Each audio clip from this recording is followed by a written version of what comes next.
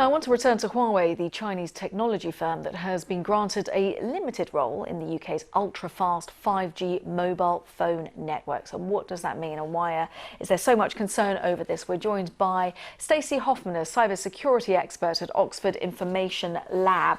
A lot of concern. We're hearing what the United States are saying. They're adamant that this shouldn't happen. What are your thoughts, initial thoughts about this decision by the UK government? Well, I think they're taking a very practical and measured approach. We are different from the US in many ways, and one in this situation is that the US doesn't have Huawei in their national networks. We already do. We're already having Huawei test beds that have been in for a couple of years now. So we need to acknowledge that we are in a different environment than America is. But just because we've already got Huawei within those networks, and because it will cost an awful lot to remove them, remove those particular posts and poles and whatever, masts, does that mean that we should still encourage more of it? I don't think that the policy released today is actually encouraging more. I think over time we'll see a decrease in Huawei's percentage of network share. And that's because if you look at it, they're not allowed in core, they're also not allowed in sensitive areas. So we're already relegating them to a very small part of the network. And then of that part, they will have only 35% maximum. But given the way that 5G works, given the way the Internet of Things, the direction of travel that we're going in, is it enough to say that, okay, they won't be in the core, therefore they cannot access data, they can't access military bases, secure, sensitive sites? Is that realistically, if they want to, surely they can? Surely they can, but they don't need to be part of the network to do those things. Just a couple of years ago, there was a study that showed that China was able to reroute traffic in the US, where they don't have equipment, to go through China so that they could scoop up data. So there's much bigger issues that we need to consider when we're thinking about those problems of data collection and surveillance and spying.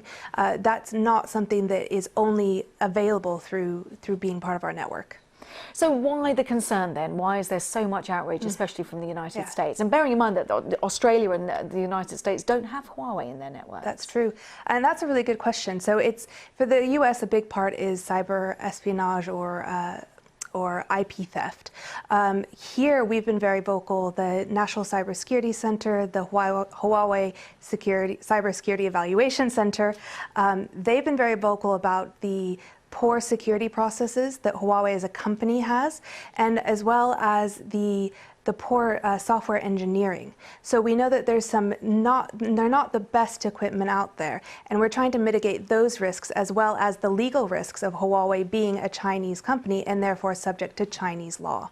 Now, when we had a couple of years ago, there was the French, the Le Monde Afrique realised that there was a scoop with that newspaper that in Addis Ababa, the African Union building that was very much involved with Huawei, IT company there, dominating that building. There were data dumps from Ethiopia to China. Huawei not implicated. It was never proved that they were implicated, but it just adds to that suspicion. How do you counteract then that? How do you genuinely say to everybody it's going to be fine?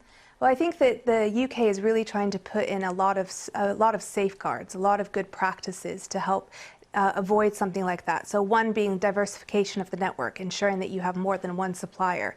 Huawei was the main supplier to the Addis Ababa, the building, and the network itself was actually supplied and funded by China, and they were the one operating and maintaining that network. So they were much more involved in the network than they would be here. So I think that's something that's important to differentiate.